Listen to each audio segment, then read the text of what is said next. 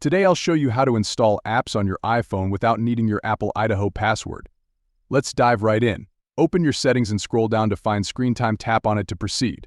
Within Screen Time, locate and tap on Content Privacy Restrictions.